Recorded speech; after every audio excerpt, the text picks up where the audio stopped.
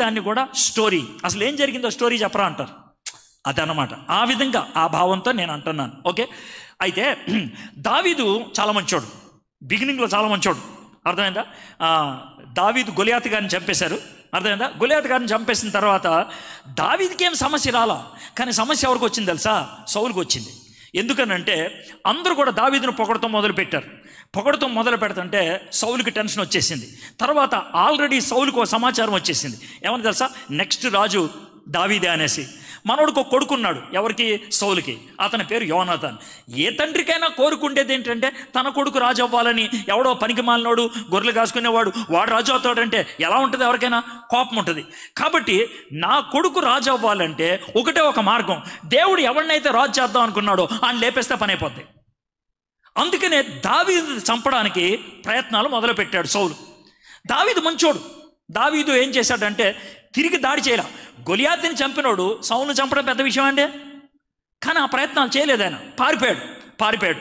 ఒక సందర్భంలో ఏం జరిగిందంటే ఒక గుహలో దావీదు లోనికి వెళ్ళిపోతే సౌలు కూడా పరిగెట్టుకుంటా వచ్చి తిరిగకుండానే అదే గుహలోకి వెళ్ళాడు. అయితే సౌలు గుహలోకి వెళ్ళిన తర్వాత బాగా నిరసించిపోయి పడుకొని నిద్రపోయాడు. దావీదు తనతో కొంతమంది అనుచరులు ఉంటారు కదా, వాళ్ళు ఏమన్నారంటే, దావీదు గారు ఇదే అనుకూల సమయం, దేవుడే శత్రువుని దగ్గరికి తీసుకొచ్చేసి ఏసేయాని అని అన్నాడు. కానీ దావీదు చంపలేదు. ఏమన్నాడు తెలుసా? ఇతను దేవుని చేత అభిషేకించబడినవాడు, దేవుడి చేత ఏర్పరచబడినవాడు, కాబట్టి ఇతని మీద నేను చెయ్యి వేయటానికి వీలు లేదు. ఎంత భక్తిపరుడో చూడండి, ఎంత భక్తిపరుడు. అయితే సౌలుకు వచ్చిన మెసేజ్ ఇచ్చాడు, అయ్యా నేను చంపేయాలంటే చంపేయచ్చు, చంపలేదు ఎందుకంటే నువ్వు ఏలిన వాడివి, నువ్వు ఏర్పరచబడిన వాడివి అని చిన్న సమాచారం ఇచ్చేసి వెళ్ళిపోయాడు. ఇక్కడ దాకా దావీదు బాగానే ఉన్నాడండి. అయితే ఇంకొంతకాలం వెళ్ళేటప్పటికి దావీదు ఇంకా తట్టుకోలేకపోయాడు. అంటే ఈ అటాక్లు తట్టుకోలేకపోయాడు, దాడిని తట్టుకోలేక 29వ అధ్యాయంలోకి వచ్చేప్పటికి ఏం జరిగిందంటే దావీదు ఫిలిస్తీన్ల దేశంలోకి వెళ్ళి ఉంటున్నాడు. ఫిలిస్తీన్లు ఎవరు? గొలియాతుకి చెందినటువంటి వాళ్ళు. ఫిలిస్తీన్లు ఎవరు? దావీదుకి శత్రువుల దగ్గరికి వెళ్ళి వాళ్ళ యొక్క నీడలో ఉండటం మొదలుపెట్టాడు. కొంతకాలము శత్రువుల దగ్గర ఉండేటప్పటికి దావీదుకి ఒక తలంపు వచ్చింది. ఏమనంటే ఈ శత్రువుల యొక్క సహాయంతో సౌలు మీదకి యుద్ధంకి వెళ్ళిపోకూడదా అనేది. ఫిలిస్తీన్ రాజులు ఉన్నారు ఒక 5. అందుట్లో ఒక రాజుగారి పేరు అకీష్. ఆ అకీష్ అనే రాజుగారి దగ్గర ఉండేవాడు దావీదు. ఈ 5 రాజులు కూడా సౌలు మీదకి యుద్ధానికి వెళ్తా ఉంటే ఈ దావీదు కూడా వెనకాల మొదలు పెట్టాడు తన సైనికుల్ని తీసుకొని. వెళ్తా ఉంటే ఈ ఫిలిస్తీన్ రాజులు ఈ అకీష్ని పిలిచి, అయ్యా వెనకాల ఎవడెవడ వస్తున్నాడు అని అంటే, ఆయన చాలా మంచివాడు సార్, చాలా మంచివాడు, మా దేశంలోనే ఉంటున్నాడు, ఎంత నమ్మకస్తుడో తెలుసా, మంచిగా పాటలు పాడతాడు, మంచి ఫైటింగ్ చేస్తాడు, చాలా మంచివాడు, నా మీద ఎప్పుడు కూడా ఆయన చెడ్డ భావం లేదు, చాలా మంచివాడు అని దావీదు గురించి అకీషు ఓ పెద్ద కితాబు ఇచ్చాడు. ఇస్తే వాళ్ళు ఏమన్నారంటే, అరే పిచ్చోడవా నువ్వు, అన్నా పిచ్చోడవా, ఈ వెనకాల వచ్చేవాడు మనం ముందు యుద్ధం చేసేవాళ్ళు ఇద్దరు కూడా ఒకటే జాతి వాళ్ళు, అక్కడికి వెళ్ళిన తర్వాత ప్లేట్ ఫిరాయిస్తాడు. ఒకసారి ఆలోచించు, అక్కడ దాకా నీ సహాయం తీసుకొని అక్కడికి వెళ్ళిన తర్వాత ప్లేట్ ఫిరాయిస్తే ముందు నుంచి ఆడు వెనక నుంచి ఈడు ఇద్దరు కలిసి వేస్తారు వాళ్ళని. నీకు బుద్ధి ఉందా లేదా? సరే నీకు 24 గంటల టైం ఇస్తున్నావు, ఆడి వెనక్కి వెళ్ళలేదనుకో నువ్వు ఉండవు సీన్లో ఇక్కడ అని అంటే అకీష్ వెళ్ళిపోయాడు. ఎవరి దగ్గరికి? దావీదు గారి దగ్గరికి వెళ్ళి, దావీదు గారు మీరు వెళ్ళిపోవాలి అని అన్నాడు. అని అంటే మనోడు విపరీతమైన డైలాగ్ లైట్ మొదలు పెట్టాడు. నేనేం తప్పు చేశాను, నేనేం ద్రోహం చేశాను, నా గుండెల్లో ఉన్నది నువ్వే కదా, నా హృదయంలో ఉన్నది నువ్వే కదా, ఏం తప్పు చేశాను, ఏం పాపం చేశావు, నన్ను ఎందుకు వదిలేస్తున్నావు అని అంటే అకీష్ అన్నాడు, అరే బాబు నువ్వు పోతే నేను కూడా పోతాను రా పో అని అన్నాడు. అయితే ఆ టైంలో దావీదు పలికినటువంటి పలికిలు నాకు దావీదు యొక్క జీవితంలో మార్పు ఏంటో కనబడింది. సమూయేలు గ్రంథం 1వ గ్రంథం 29వ అధ్యాయం 8వ వచనం, దావీదు నేనేమి చేసి తిని నా ఏలిన వాడగు రాజా. ఎవరితో అంటున్నాడు తెలుసా ఈ మాట? అకీష్తో అంటున్నాడు. అకీష్ని ఏమంటున్నాడు తెలుసా? నా ఏలిన వాడగు రాజా. జాగ్రత్తగా ఉనండి, ఇక్కడ నుంచి మీకు చాలా విషయాలు చెప్తాను. ఒక 4 స్టోరీలు నేను కవర్ చేయలేదు, పర్లేదు, 1-2 అయినా చెప్పి వదిలేస్తాను, బట్ చెప్పి పూర్తిగా చెప్తాను.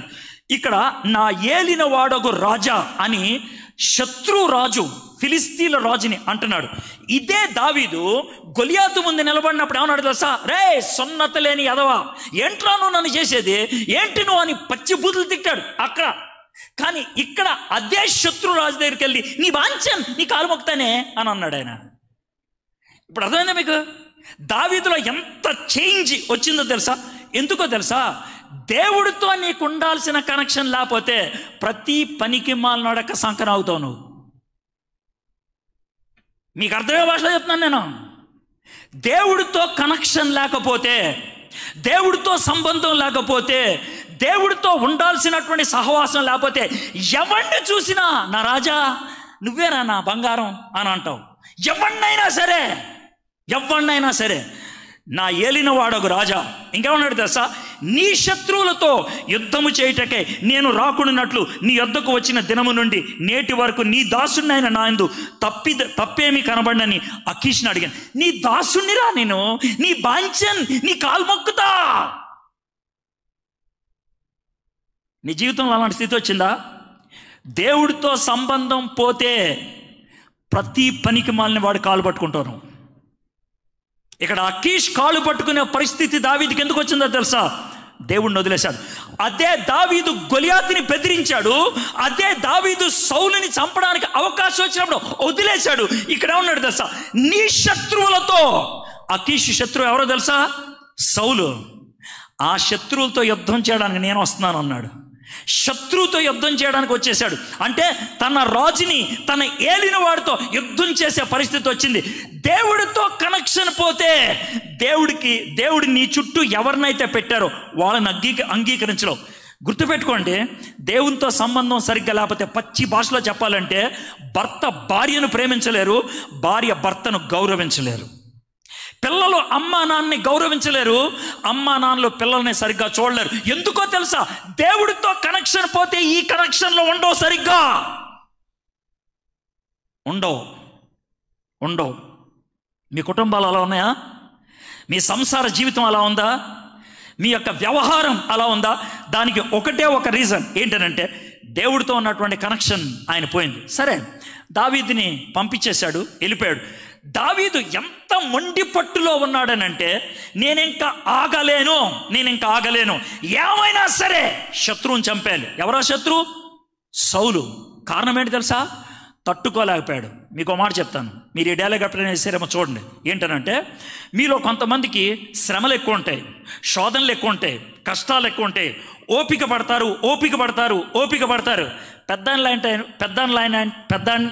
లాంటి ఆయన మీ దగ్గరకు వచ్చి మాట్లాడుతూ ఉంటే మీరేమంటారు తెలుసా? ఇంకెంతకాలం ఓపిక పట్టాలి సార్, ఇంకెంతకాలం.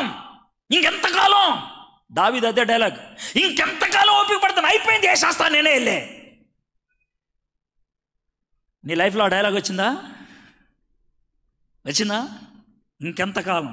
చాలా కాలం పట్టాను సార్, చాలా కాలం పట్టాను. అరే, చాలా కాలం పట్టావా కాదు, చివరిదాకా పట్టావా లేదా అన్నది కావాలి. అది విషయం. ఇంకో మాట చెప్పమంటావా? ఎక్కడి నుంచి అక్కడ దాకా పరిగెట్టమంటే ఆ పరిగెట్టడం ఎక్కడి దాకా వెళ్ళమన్నా 2 అడుగుల ముందు ఆగిపోయాడు కనుక వాడిని ఏమంటారు తెలుసా? ఎదవా అంటారు. 2 అడుగులు పరిగెట్టపోవచ్చు కదా, లేదంటే ముందే ఆగిపోవచ్చు కదా. అక్కడ దాకా పరిగెట్టుకు ఎందుకు వెళ్ళాకవరా బాబు నువ్వు? అక్కడ దాకా పరిగెట్టి. కాబట్టి ఒకవేళ కొంచెమైనా ఓపిక పడితే చివరిదాకా పట్టు. పడితే చివరిదాకా పట్టు, లేదా మొదలే వదిలేసామనుకో కొంచెమైనా ఉంటుంది బుర్ర. ఇటు కొంచెం బుర్ర ఉందిరా, అందుకు మొదలు వదిలేశాడు. కానీ దావీదు అలా కాదు, చాలా కాలం ఓపిక పట్టి నేను ఇంక ఓపిక పట్టలేను. మీలో చాలామంది ఓపిక పట్టి వదిలేశారు. నాకు తెలిసి ఈ టైంలో అలాంటి వాళ్ళు ఉన్నారు. ఒకవేళ అలాంటి వాళ్ళు ఉన్నట్లయితే దావీదు పరిస్థితి కూడా అదే. ఆయన ఏం చేశాడు తెలుసా? తన దగ్గర కొంతమంది సైనికులు ఉంటే పదండ్రా మనం వెళ్ళిపోదాం యుద్ధానికి అని వెళ్ళిపోయారు. తనతో పాటు యుద్ధానికి వెళ్ళిపోయారు. వీళ్ళు అలా యుద్ధానికి వెళ్ళారా లేదో ఏం చేశారు తెలుసా? అమాలేకీలు వాళ్ళ ఊరు, ఏ ఊర్లో అయితే ఉంటారో ఆ ఊరి మీదకి దండెత్తుకొచ్చి మొత్తం కొలగొట్టేసి వాళ్ళ పిల్లల్ని, వాళ్ళ భార్యల్ని అన్నీ తీసుకొని వెళ్ళిపోతే సమాచారం వచ్చింది. వెనక్కి వచ్చినప్పుడు జరిగింది ఏంటో చూద్దాం. సమూయేలు మొదటి గ్రంథం 30:6. దావీదు మిక్కిలి దుఃఖపడెను, మరియు తమ కుమారులను బట్టి కుమార్తెలను బట్టి జనులకందరికీ ప్రాణము విసిగినందున రాళ్ళు రువ్వి దావీదును చంపుదామని రండని వారు చెప్పుకొనగా దావీదు తన దేవుడైన యెహోవాను బట్టి ధైర్యము తెచ్చుకోను. దావీదుకి పిల్లలు లేరు, భార్య లేదు, శాస్త్రంతా పోయింది, మొత్తం కొట్టుకుపోయింది. ఆయన ఆ టైంలో బాధపడతా ఉంటే తన చుట్టూ ఉన్నటువంటి వాళ్ళు, నీ మాటని వచ్చాం, ఆయన మీదకి యుద్ధానికి వెళ్దామని, చూడు మా పిల్లలు పోయారు, మా భార్య పోయారు అని ప్రతి వాడు రాయి తీసుకున్నాడు. ఎందుకని? దావీదుని చంపేద్దామని. దావీదుకి ఇప్పుడు ఎవరిని ఉన్నారా? ఎవరు లేరు. ఏకాకైపోయాడు. మీలో కొంతమంది ఈరోజు అలాంటి మాటలు అంటారు. చర్చిలో కూర్చున్నారు, మీ చుట్టూ 300 మంది కూర్చొని ఉండొచ్చు, కానీ మీ జీవితం ఏకాకి జీవితం. ఎందుకు తెలుసా? మీ హృదయ బాధ, మీ హృదయ వేదన ప్రపంచంలో ఎవరికి చెప్పుకో, ఒక్కళ్ళే కుమిలిపోతూ ఉంటారు. ఏకాకి జీవితం అంటే గదిలో సింగిల్గా కూర్చోవడం కాదు. మనలో చాలామందికి సింగిల్గా కూర్చోవడానికి దమ్ము లేదు. ప్రజల మధ్యనే కూర్చుంటాం, సింగిల్గా ఉంటాం. ప్రజల మధ్య కూర్చుంటాం, సింగిల్గా ఉంటాం. మన హృదయం చుట్టూ గోడ కట్టేసుకున్నాం. మన అపరాధ భావం గోడ కట్టేసింది. మనకున్నటువంటి కుంచిత స్వభావము గోడ కట్టేసింది. ఇక్కడ ఉన్నటువంటి పరిస్థితి అదే. దావీదుకి ఎవరు లేరు. రాళ్ళు తీసుకొని ప్రజలు కొట్టే పరిస్థితుల్లో, నీకు విషయం తెలుసా, అలాంటి తీవ్ర స్థితికి దేవుడే తీసుకెళ్తాడు. దేవుడు అనుమతిస్తాడు. ఎందుకో తెలుసా?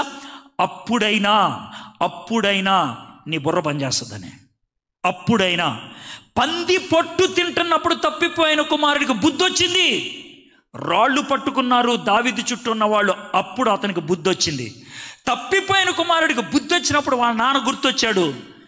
దావీదు చుట్టూ ఉన్నటువంటి వాళ్ళు రాళ్ళు పట్టుకుంటే దావీదుకి ఎవరు గుర్తొచ్చారు? చెప్పండి, ఎవరు? దేవుడు గుర్తొచ్చాడు. అప్పుడు దేవుడు గుర్తొచ్చాడు. యెహోవాను బట్టి ధైర్యము తెచ్చుకొనెను. 7-8 వచనాలు. పిమ్మట దావీదు